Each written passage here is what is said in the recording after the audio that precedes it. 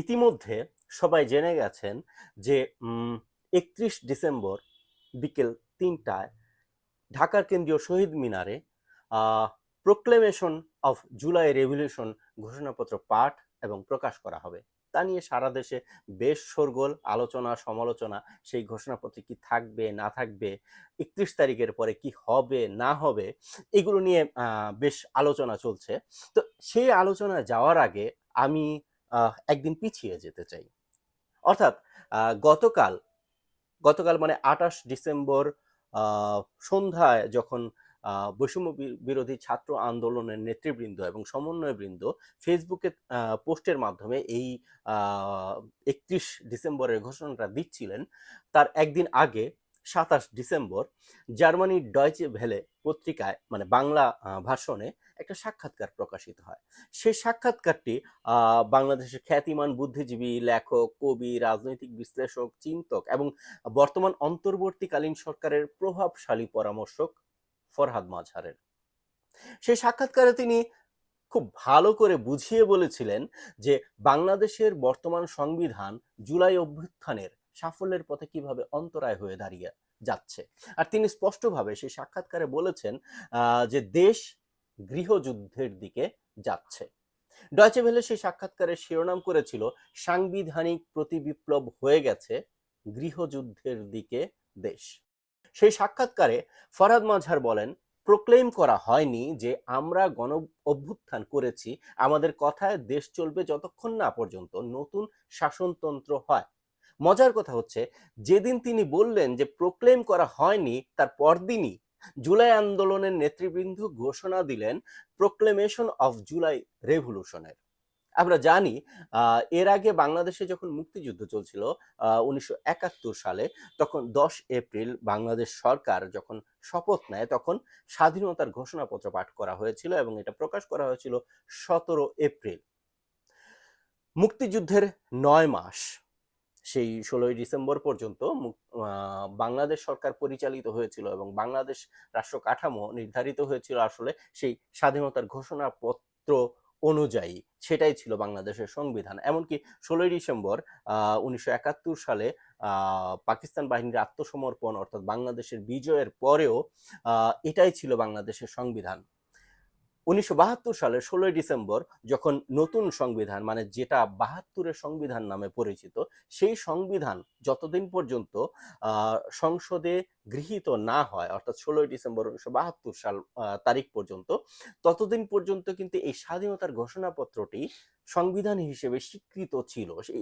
এই স্বাধীনতার ঘোষণাপত্র অনুযায়ী দেশ পরিচালিত হয়েছিল। প্রশ্ন হচ্ছে ৩১ ডিসেম্বর যে প্রোক্লেমেশন অফ জুলাই রেভলিউশন নাজেল হচ্ছে, তা কি বাংলাদেশের বর্তমান সংবিধানের বিকল্প হিসেবে আবির্ভূত হচ্ছে?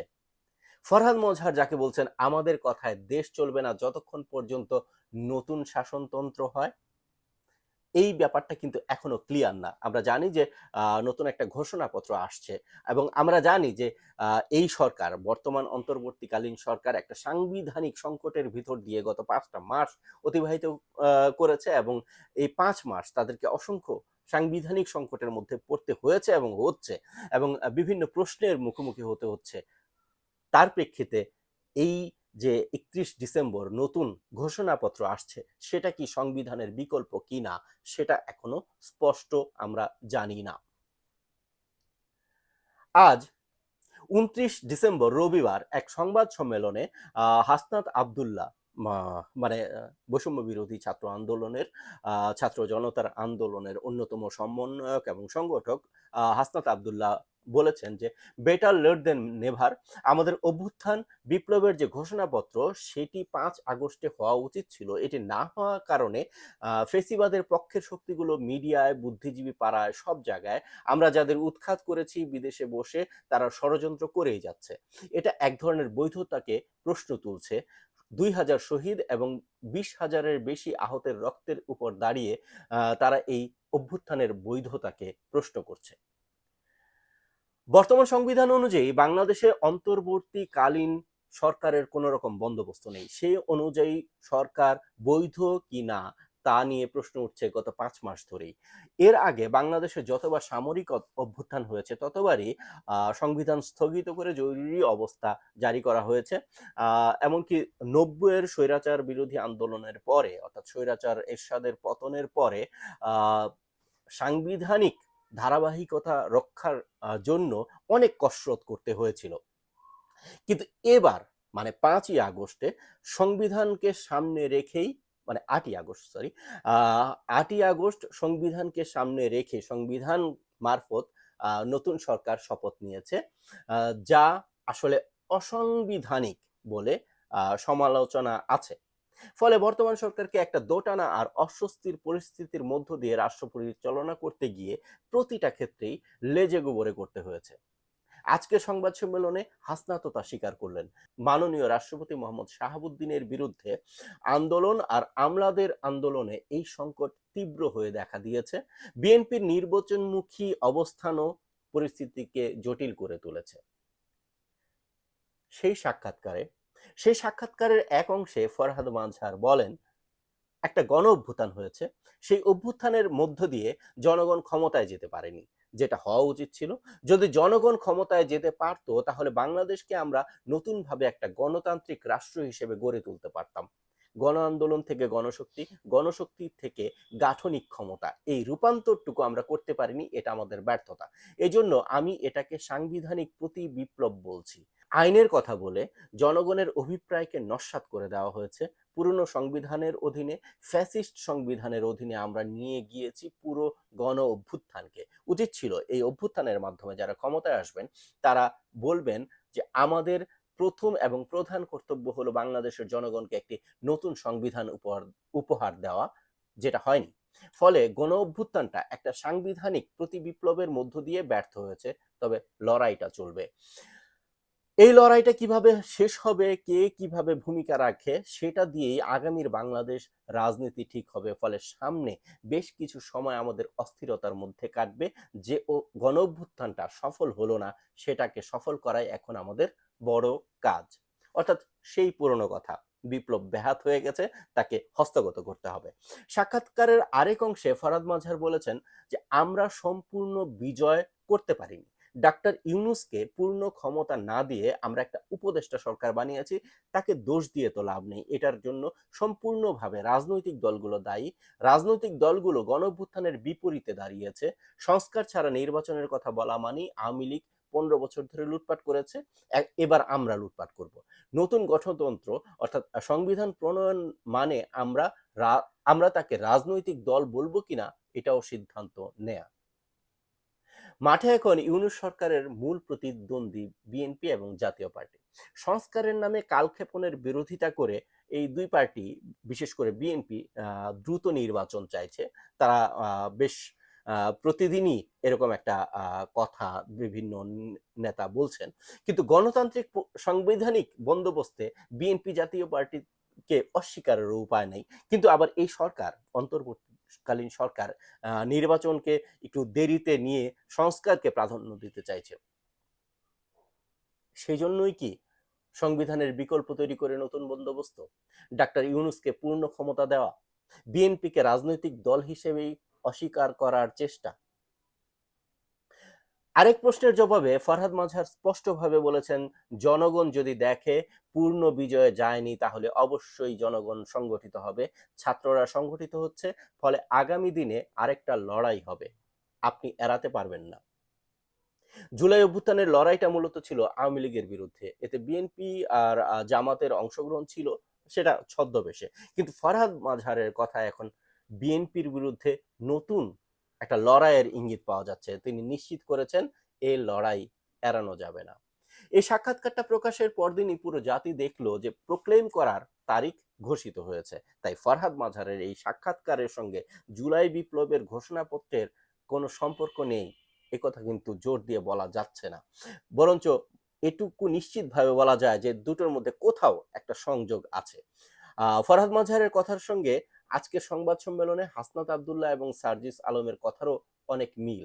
তাহলে কি ফরহাদ মাঝহার কথিত গৃহযুদ্ধটাও সত্যি? দেশ কি সেদিকেই যাচ্ছে? ফরহাদ মাঝহার সাক্ষাৎকার শেষ করেছেন একটি আহ্বান জানিয়ে, তিনি বলেছেন, অবিলম্বে তাদের অর্থাৎ ইউনূস সরকারকে পূর্ণ ক্ষমতা দেয়া হোক, সংবিধান বাতিল করা হোক, চুপ্পুকে সরিয়ে দেওয়া হোক। প্রশ্নকর্তা তখন জিজ্ঞেস করেন যে সেই জন্যই কি আপনি গৃহযুদ্ধের কথা বলছেন? উত্তরে ফরহাদ মজহার বলেন, নিশ্চয়ই, সেদিকেই তো যাচ্ছে। প্রশ্নকর্তা আবারও প্রশ্ন করেন, সেই গৃহযুদ্ধে পক্ষ হবে কারা? উত্তরে ফরহাদ মজহার বলেন, জনগণ বনাম বিদেশি শক্তি এবং তাদের দালালরা। এই সাক্ষাৎকার এবং পরদিনই ছাত্র নেতৃবৃন্দের ফেসবুক পোস্ট দেখে নিশ্চিতভাবে বলা যায় যে পুরো বিষয়টি আসলে পূর্ব পরিকল্পিত। এটা খুবই স্বাভাবিক, কারণ একটা ঘোষণাপত্র তো আর নিশ্চয়ই একদিনে প্রণয়ন করা যায় না। এটা নিশ্চয়ই আগে থেকে প্রস্তুতি চলছিল। আরেকটা কথা যে ৭১ সালে স্বাধীনতার ঘোষণাপত্র এটা প্রণয়ন করেছিলেন ও অবশ্যই অন্যদের পরামর্শ নিয়ে অধ্যাপক রেহমান সুবহান। আমার ব্যক্তিগতভাবে খুব আগ্রহ জানার যে এই জুলাই অভ্যুত্থানের যে ঘোষণাপত্র, এই পত্রটি কে প্রণয়ন করছেন। যাই হোক, যে কথা বলছিলাম যে বিএনপি এবং নির্বাচনমুখী দলগুলো এখন গণ আন্দোলনের প্রতিপক্ষ হিসেবে বিবেচিত হচ্ছে, তাই এটা একটা নতুন বন্দোবস্ত জরুরি হয়ে পড়ছিল। তাহলে সেই নতুন বন্দোবস্তের ঘোষণায় কি আসছে ৩১ ডিসেম্বর? আজকের সংবাদ সম্মেলনে হাসনাত আবদুল্লাহ আরো বলেন যে এই প্রোক্লেমেশন অফ জুলাই রেভলিউশনে পরবর্তী বাংলাদেশের স্বপ্ন, আকাঙ্ক্ষা, অভিপ্রায়, লক্ষ্য এবং ইশতেহার লিপিবদ্ধ থাকবে। এটি কোনো দলের না, কোনো শ্রেণীর না। আমাদের স্বপ্নগুলো ঐতিহাসিক বিভিন্ন স্তরে বঞ্চিত হয়েছে, আমরা প্রতারিত হয়েছি। এই প্রোক্লামেশন অফ জুলাই রেভলিউশনের মধ্য দিয়ে আর যেন বঞ্চিত না থাকে, গণমানুষের আশা আকাঙ্ক্ষার প্রতিফলনের ইশতেহার জাতির সামনে ঘোষণা করা হবে। সার্জিস আলম বলেন এই সংবাদ সম্মেলনেই যে ২৪-এর গণঅভ্যুত্থান হওয়ার পেছনে কারণ ছিল, প্রেক্ষাপট ছিল, সেটা ১৬ বছরে তৈরি হয়নি। এটা ৫৩-৫৪ বছরের প্রেক্ষাপট, ২৫০ বছরের প্রেক্ষাপট, ২৫০ বছরের প্রেক্ষাপট। তিনি আরো বলেন, এই বিপ্লব যেমন ফ্যাসিস্ট বিরোধী সবাইকে ধারণ করতে পেরেছিল, আমাদের ঘোষণাপত্র সবার আশা আকাঙ্ক্ষাকে ধারণ করতে পারবে বলে আমরা আশা করি। এটি আগামীর বাংলাদেশের ঘোষণাপত্র। কথাগুলো শুনতে কিন্তু বেশ ভালো লাগে, মিষ্টি, সুন্দর। সত্যি যদি এরকম হতো তাহলে সবাই নিশ্চয়ই খুশি হতো এবং সুখী হতো। কিন্তু সমস্যা হলো যে এই ১৭ কোটি মানুষের দেশে মানুষের আকাঙ্ক্ষার কোনো সাধারণ মাপকাঠি নেই। সাধারণ যে আকাঙ্ক্ষা, মানে একেবারে সাধারণ মানুষের সামান্যতম যে আকাঙ্ক্ষা, মানে একটু শান্তিতে থাকা, নিরাপদে থাকা, দুটো ডাল ভাত খাওয়া, একটু কাপড় পাওয়া আর মাথা গোঁজার একটা ঠাঁই। এই যে স্বস্তিতে থাকা, নিরাপদে থাকা আর কথা বলার স্বাধীনতা, আ গণমাধ্যমের স্বাধীনতা, এই এই যে আশাটুকু, এই আকাঙ্ক্ষাটুকু, এই আকাঙ্ক্ষার বাস্তবায়ন আসলে বাংলাদেশে কোনো কালে হয়নি। এটুকুর দাবিতে এই বাঙালি বারবার আন্দোলন করেছে, সংগ্রাম করেছে, বিপ্লব করেছে, যুদ্ধ পর্যন্ত করেছে, কিন্তু আসলে শেষ পর্যন্ত যে লাউ সেই কদু। এবারও মানুষ যে আকাঙ্ক্ষায় রাস্তায় নেমেছিল ৫ আগস্টের পরে তা আরো ভীতিকর হয়ে ফিরে এসেছে। ছিনতাই, ডাকাতি আর খুনের মহোৎসব চলছে, দ্রব্যমূল্য আকাশচুম্বী, আর শান্তির নোবেল একজনের কাছেই আছে, বাকিরা হাকুল্লা। গত ৫ মাসে মানুষের প্রত্যাশার বিপরীতে সাফল্য নগণ্য পরিমাণও নাই। তাই এই সরকার এবং ছাত্র নেতৃবৃন্দ মানুষের আকাঙ্ক্ষার বাস্তবায়ন করতে পারবেন, এই আশা এখন খুব বেশি মানুষ আর করে না। তাই প্রশ্ন হচ্ছে, মানুষ এই নতুন বন্দোবস্তকে কিভাবে নেবে? মানুষেরও তো আসলে অনেক ভাগ আছে। বিএনপির মানুষ, জাতীয় পার্টির মানুষ, আওয়ামী লীগের মানুষ, সিপিবির মানুষ, জাসদের মানুষ, বাসদের মানুষ, আমলার মানুষ, আইনের মানুষ, কত ধরনের মানুষ। এই অসংখ্য ভাগের মানুষের আছে অসংখ্য আকাঙ্ক্ষা। মানুষ, এই অসংখ্য মানুষ, অসংখ্য ভাগের মানুষ, অসংখ্য সিস্টেমের মধ্য দিয়ে বড় হয়েছে। এই অসংখ্য সিস্টেম তারা আঁকড়ে ধরে বড় হয়েছে। সেই সিস্টেম তাদের এতটাই আষ্টে পৃষ্ঠে বাঁধা যে এটাকে হুট করে ভেঙে দেওয়ার কথা বললে আহ তারা ভয় পায়, তারা আসলে প্রতিপক্ষ হয়ে দাঁড়ায়। এই নতুন যে বন্দোবস্তর কথা আলোচিত হচ্ছে ৩১ ডিসেম্বর, সেই নতুন বন্দোবস্ত, সাধারণ মানুষ অনেকেই আসলে মনে করছেন যে এটা নির্বাচনকে পিছিয়ে দেওয়ার, নির্বাচনকে দীর্ঘায়িত করার একটা প্রক্রিয়া বা কৌশল। ছাত্র জনতার বৃহৎ অংশটা এখন ঘরে আর পড়ার টেবিলে ফিরে গেছে। রাজুতে আয় ডাক দিলে এখন 500-র বেশি মানুষ আহ, পাওয়া যায় না। আহ, সেটা রাষ্ট্রপতির ইস্যুতে বা অন্যান্য ইস্যুতে স্পষ্ট হয়েছে। আওয়ামী লীগ যে 10 নভেম্বর ঘোষণা দিয়ে রাস্তায় নামতে চেয়েছিল, সেটা প্রতিরোধ আসলে এই ছাত্র বা ছাত্র আন্দোলন করেনি, সেটা মূলত আসলে বিএনপি এবং ছাত্র দল ঠেকিয়েছিল। এমনকি রাষ্ট্রপতির পদত্যাগের ইস্যুটা বা আওয়ামী লীগকে নির্বাচনে অযোগ্য ঘোষণা করার যে প্রক্রিয়া, সেটারও বিরোধিতা প্রবলভাবে করেছে আওয়ামী লীগ। সে কারণেই এই চেষ্টাগুলো সফল হয়নি এখনো পর্যন্ত। বিএনপির যে জনসমর্থন বাংলাদেশে আর তার যে সাংগঠনিক শক্তি, এটাকে উপেক্ষা করার মতো হ্যাডম এখনো বৈষম্য বিরোধী ছাত্র আন্দোলন কিংবা নাগরিক শক্তির নেই বলেই মনে হয়। যদিও তারা বিএনপির বিপরীতে রাজনৈতিক শক্তি হিসেবে আবির্ভূত হওয়ার চেষ্টা করছে বা চাইছে অন্তত, বিএনপি ছাড়াও আছে আরো অনেক অনেক পক্ষ।